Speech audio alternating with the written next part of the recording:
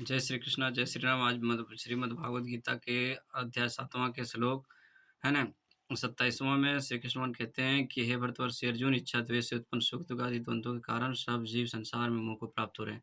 क्या कहता है कि इंसान के जीवन में जितने भी सुख दुख है उसका एकमात्र कारण है कि उसके इच्छाओं का पूर्ण ना होना। और जब इच्छाएं पूर्ण नहीं होती है तो उसके अंदर द्वेष हो जाता है।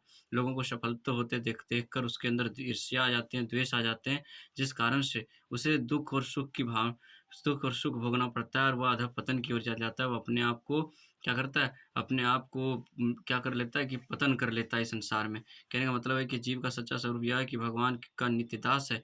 यही शुद्ध ज्ञान है। जब मोहवश जीव इस शुद्ध ज्ञान को भुला बैठता है तो माया के नियंत्रण में आ जाता है और फिर श्री भगवान के तत्व को नहीं जान सकता।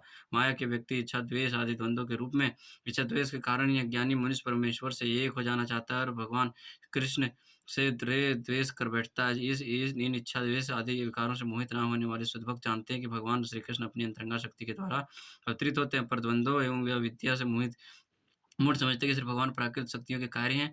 यह उनका उनका परम दुर्भाग्य है।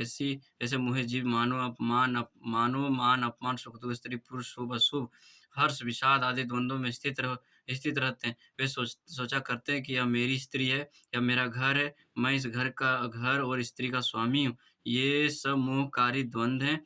जो इस प्रकार के द्वंद्वों से भ्रमित है वे परम मूर्ख हैं और इसलिए श्री भगवान को नहीं जान सकते। क्या कहते हैं श्री कृष्ण भगवान कहते हैं कि जो व्यक्ति अपने आप को इस संसार का स्वामित्व समझता है, शासन का स्वामित्व समझता है, पद की स्वामित्व समझता है, घर सोचता है मेरा है, ये चीज़ मेरी है, ये मतलब हर एक चीज़ को वो अपना समझने को भूल कर बैठता है और जिस कारण से वह मोहवश में फँस जाता है। और जब उसे उस चीज़ की प्राप्ति नहीं होती तो वह व्यक्ति दुःख में पड़ कर के विभोर चिंतन में संलिप्त हो जाते हैं और अपने आप को नित्य दिन छिन्न-छिन्न होते हुए देखते हैं और अपने आप के अस्तित्व को हमेशा-हमेशा के लिए खो बैठते हैं।